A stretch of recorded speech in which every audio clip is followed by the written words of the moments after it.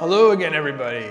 Nice to be back. It's been a while since I did a yoga lab, but I wanted to put out a survey on Instagram to get some idea of what you're interested in knowing about right now. So it seems like you want to know a little bit more about body reading. So I just wanted to take this video and the next couple of yoga lab videos to talk a bit about body reading fundamentals. And that could be useful for yoga teachers and for students themselves. So why do we want to understand body reading? Well, body reading is a really good tool, I find, especially as a yoga teacher, to better understand the physical aspects of our students. So from when they're walking into the studio, their normal posture when you're not really looking at them, to how that affects their yoga postures on their mat.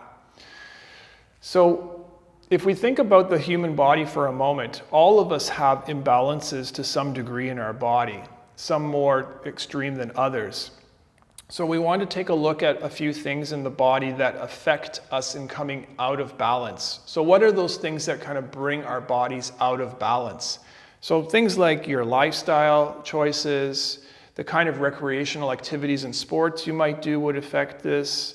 Your own personal habits, like for example, do you always write with your right hand? Do you always write with your left hand? How do you stand when you're waiting for the bus or talking to friends normally? Also, like your work environment can affect this, and also your genetics can affect this. So any combination of these things can affect bringing our muscular skeletal bodies into imbalance, where muscles, joints, or fascia can be, let's say, either short, weak, overused, over-lengthened, tight, right? And any combination of this can lead to, let's say issues, that will be reflected in the yoga practice, and that can also carry and spill over into your daily life postures as well.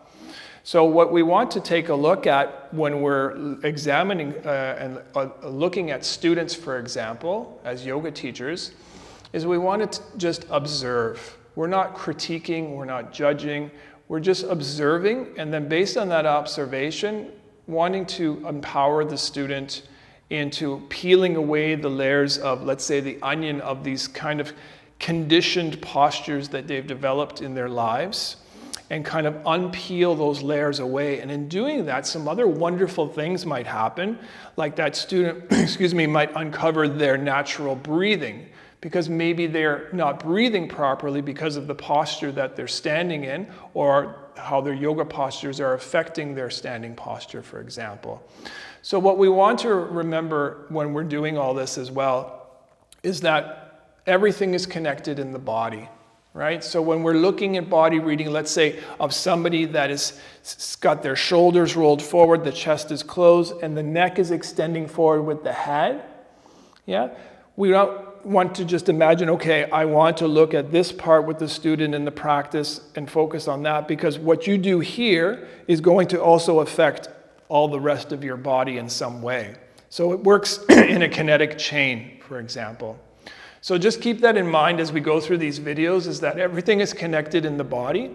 And when we are working with the physical body, we're also affecting the emotional and also the mental body of that student, or if it's for yourself, your own physical, emotional, and mental bodies. Okay, so let's jump into it, and we're going to start with the neck. I'm going to work from the head down towards the feet. So in the first video, we'll talk about some neck body reading.